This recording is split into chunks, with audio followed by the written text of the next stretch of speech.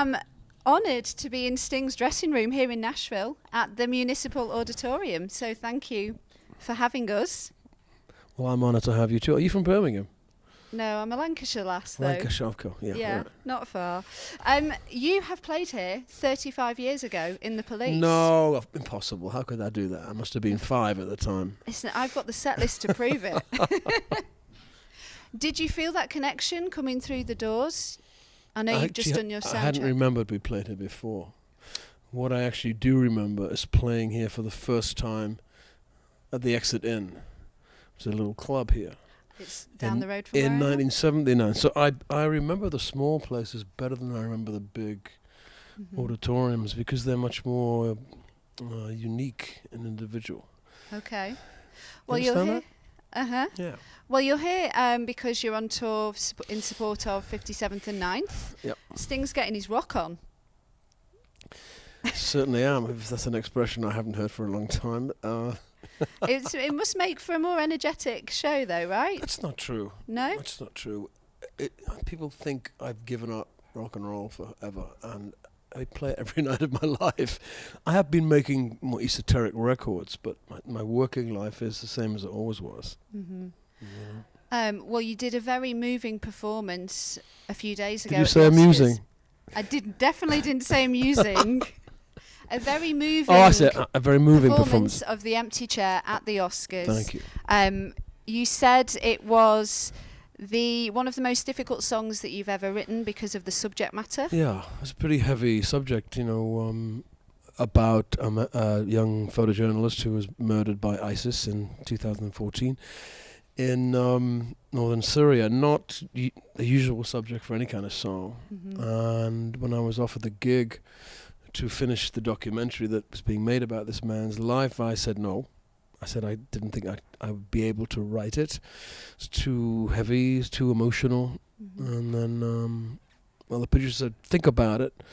So I thought about it, and I was sitting having Thanksgiving dinner with my family, and then I thought, well, how would I feel as a father if one of my kids was, in captivity and in danger?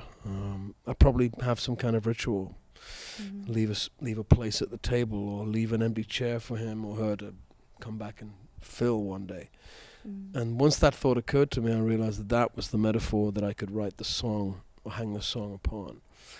And I wrote it very quickly after that. So I went back to them. I said, I think I have a song and hope you like it. And then we got nominated for an Academy Award, which is a big surprise because it wasn't a big movie. It was a very small documentary that few people saw, but we were there. It is a very special song, and I think you really honoured the memory of James Foley. Thank you. That was my intention, and his family and his fellow captors.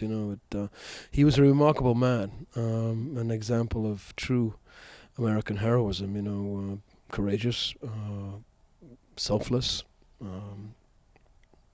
inclusive. And speaking of family, your son's on tour with you. That must be pretty special. My son's singing songs with us. Dominic Miller's son's playing second guitar with us. And the support act, which are called the Bandoleros, Las Bandoleros from Texas, they have two brothers.